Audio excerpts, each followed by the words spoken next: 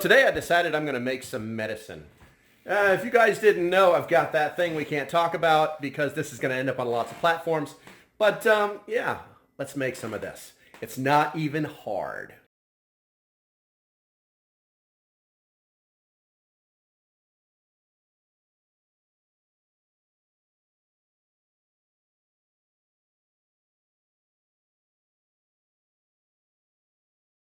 So today we're going to make some medicine and we only need three things. One, some garlic. Two, some raw honey. And three, a jar. Sorry about the echo. We are in my kitchen. It's good size.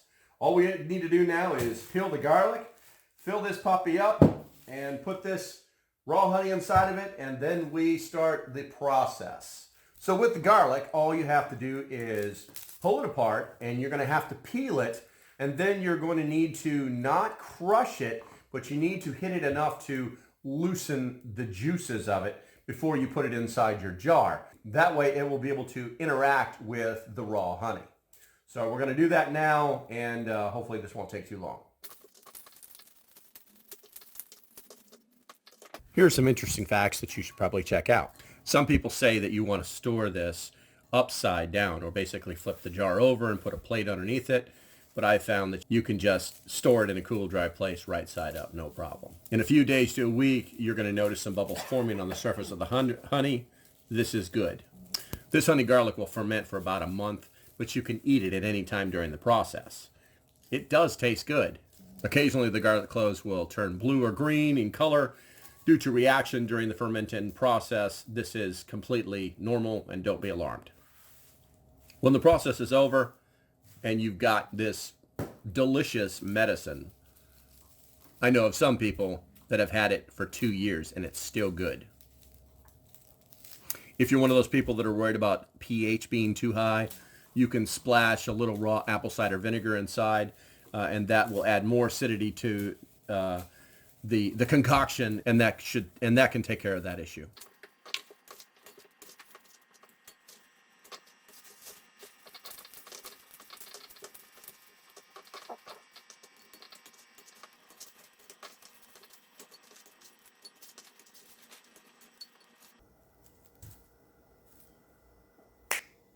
Now it's all clean. So I use the jar shake method to get rid of the smaller husks that are on top of it. All you have to do is put it in a jar, make sure you leave some air inside of it, and you just shake the hell out of it. Normally, the better or the more space you have, the better this works. So I kind of picked a jar that may be too small.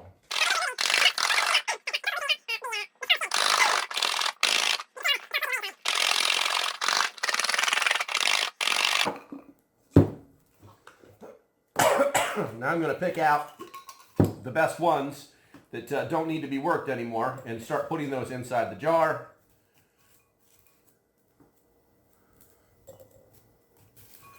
And this does not have to be perfect. A lot of people are like, you got to skin these things. You know, once you start to break them up, it doesn't really matter anymore.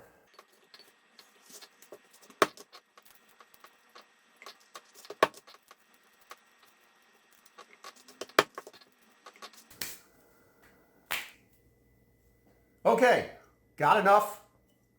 We're going to go ahead and stop. Not really much waste here. I can use this for cooking later. Let's go ahead and get this thing cleaned up. All right. Got everything cleaned up, straightened out. Get out of there. Don't need you. All we got to do is put the honey inside this puppy, and let's do that now. And here we go.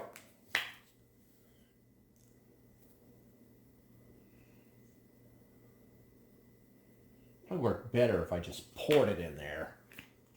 Let's be smarter. Glug, glug, glug, glug, glug, glug, glug.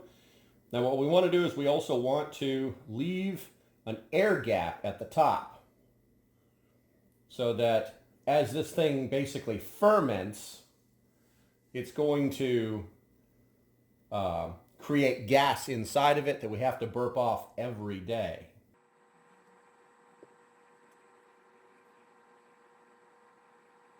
You can see where it's going down now.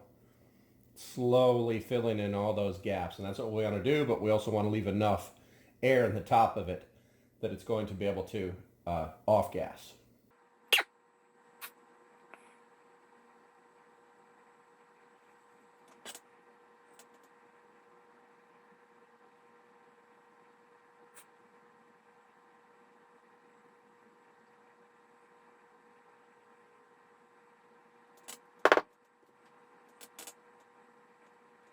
Now that it looks like it's pretty much settled, you can see down there on the bottom, you can get that in the camera there, that it's settled to the bottom. Now we just have to fill it back up, probably right to this edge right here.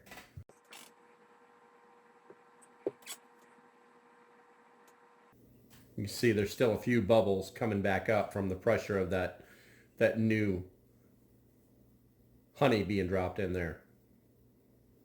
And we're done with the honey now. We can stick that back in our pantry and be done with it until we need it later. One thing that I like to do is just to make sure that I clean up the threads area of any honey that's on the outside. I will just use a moist towel because, you know, and get it before the honey really starts to get thick and sticky. And then obviously just make sure the threads are dry. And you should be okay. Then all we got to do is put our top on it, set it in a cool, dark place. I'm going to put it in my pantry, and then every day just come and burp it. Just take the top off it, burp, and then put the cap back on it. Pretty simple. Made it in about half an hour. Not a lot of work, not expensive at all. I hope you guys pick up this idea, do it yourself.